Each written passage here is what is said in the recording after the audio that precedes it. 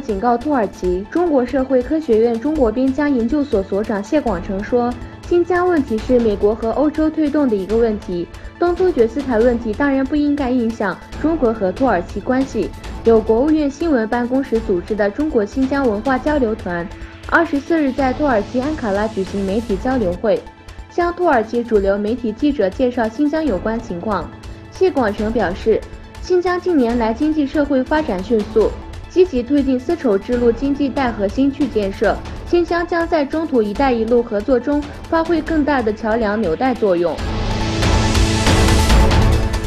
中国或用外汇储备足人民币破七。路透社引用中国内部知情人的消息说，中国可能利用庞大的外汇储备来阻止人民币破七，人民币喋喋不休会导致投资者信心丧生，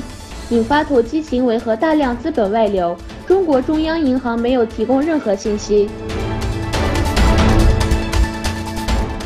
美前领域，中美15年内可能开战。10月24日在波兰举行的沙花安全论坛上，美军驻欧洲部队前司令霍奇斯预言，中美难免一战。我认为不出15年，这并非无可避免，但中美非常有可能开战。霍奇斯认为，美国需要投放更多精力捍卫其在太平洋区域的利益，因此欧洲盟友需要加强自身国防应对俄罗斯。他说，美国没有能力在欧洲及太平洋完成所有该做的事，来应付中国的威胁。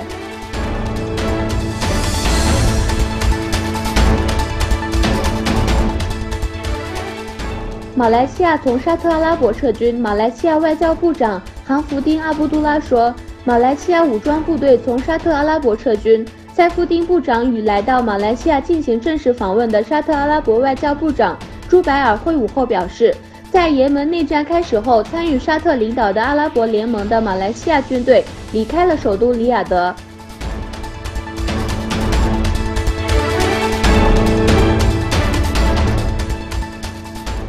重庆女狂砍14幼儿。重庆市日前又发生砍杀儿童恶性事件，在重庆市巴南区新世纪幼稚园门口，39岁的重庆女子刘某持菜刀斩伤幼稚园的孩子，导致14名幼儿受伤，其中45人生命垂危。有人说该女子是精神病人，也有人说她是因为家庭纠纷导致发狂，但官方尚未公布案发缘由。对于中国频发的公共安全事件，不少民众认为社会怨气很深，对社会安全性感到担忧。